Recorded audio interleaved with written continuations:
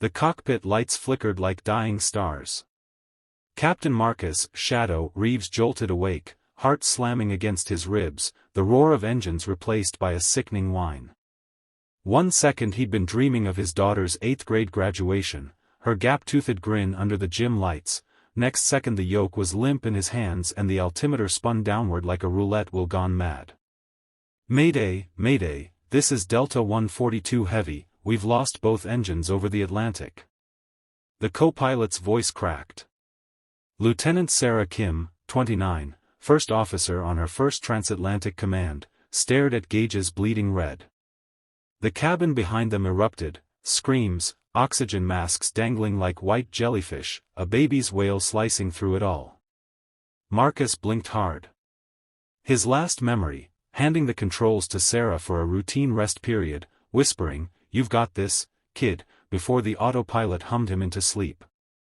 Now the plane, 300 souls, including his own, was a stone falling from 40,000 feet. Fuel starvation, Sarah choked. Both engines flamed out. APUs dead. Hydraulics failing. Marcus's fingers found the restart switches. Nothing.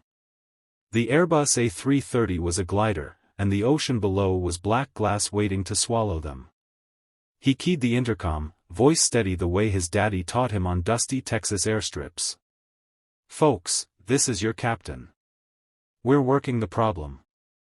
Stay calm, stay seated, hold somebody's hand if you need to." A lie wrapped in velvet. They had maybe 12 minutes before impact. Marcus's mind raced through the QRH, quick reference handbook, pages flipping in his head like a deck of cards. Bird strike? No flock at FL 390. Contaminated fuel? Impossible, they'd tanked in Dublin under his own eyes. Then he saw it, the fuel crossfeed valve light, dark when it should have glowed. Someone, something, had closed the valve in flight. Sabotage? Mechanical ghost? No time. Sarah, manual crossfeed. Override the valve. Her hands shook so badly she missed the switch twice. Marcus reached across, covered her fingers with his. "Breathe with me. In 4, hold 4, out 4. A trick from his own first solo, when panic had tasted like copper. The valve clacked open. Fuel flowed. Engine 1 coughed, caught, roared. Engine 2 followed like an obedient brother. The plane leveled at 8,000 feet, the altimeter finally slowing its death spiral. Cheers exploded behind the cockpit door. Marcus didn't smile. Not yet. He turned to Sarah. "You kept us alive long enough for me to wake up. That's not nothing." Tears streaked her cheeks. "I thought I killed them all." "You thought wrong. But the crisis wasn't over." The gear wouldn't lower, hydraulics shot. They were 180 miles from Gander, Newfoundland, the closest runway. Fuel was critically low, the crossfeed fix had burned precious minutes. Marcus calculated, declare minimum fuel, request priority, pray for a miracle. Air traffic control came alive with a voice Marcus knew, Colonel Danielle Hawk Hayes, his old squadron mate from Kandahar, now a senior controller in Moncton Center. "Shadow, you old dog, I've got you on scope. Runway 23 is yours. Winds calm. Fire truck standing by. Bring her home." "Copy, Hawk. Tell the fire boys to save me a beer." The cabin grew quiet as passengers realized the danger wasn't past. A teenage boy in 12A clutched a worn photo of his grandmother. A bride in 22C whispered her vows to the stranger beside her. Marcus heard every prayer through the bulkhead. Sarah's voice trembled over the PA, "We're going to attempt a belly landing. Cabin crew, brace positions." Marcus glanced at her. "You ever land on your gut in a simulator?" "Once. Crashed." "Good. Muscle memory." Gander's lights appeared, a constellation on the rugged coast. Marcus eased the throttles, flaps sluggish but responding. The runway stretched 11,000 feet of salvation. He killed the engines at the last second, the silence deafening. The belly kissed asphalt. Sparks showered like the 4th of July. The plane screamed, metal tearing, but held the centerline. Reverse thrust was gone, they'd ride the brakes. Smoke poured into the cabin. Evacuate. Evacuate. Slides deployed. Passengers poured out, some barefoot, some cradling children. Marcus was last off, carrying a wheelchair-bound veteran who'd refused to leave without his service dog. On the tarmac, under floodlights and freezing mist, Marcus found Sarah sitting on the grass, knees to chest, staring at the scarred fuselage.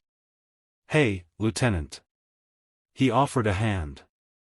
"You just logged the toughest landing in Airbus history.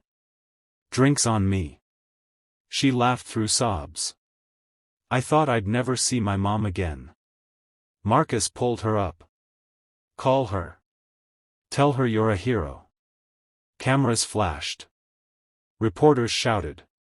Marcus ignored them, scanning faces until he found a little girl in a pink hoodie, his daughter, Maya, who'd been on a school trip to Ireland and begged to fly home with Dad. She ran to him, arms wide. "Daddy, you promised you'd come back." He knelt, held her so tight he felt her heartbeat. "Always, baby girl. Always." Later, investigators pieced it together. A microscopic crack in the fuel valve actuator, undetected in pre-flight, had allowed the valve to drift closed under vibration. A 1-in-a-million failure. Marcus's nap, mandated by FAA rest rules, had saved them. Had he been awake, fatigue might have clouded the diagnosis. The NTSB called it the miracle over the Atlantic. Marcus called it Tuesday. But the story didn't end on the runway. 3 months later, Sarah stood in the same Texas hangar where Marcus had first soloed 30 years earlier. The Air Force had loaned them a T-6 for the ceremony. Maya, now taller, held a velvet box. Marcus pinned captain's bars on Sarah's uniform. "You earned these the night you didn't give up." She saluted, eyes shining. "Sir, request permission to buy you that beer." "Permission granted, Captain Kim."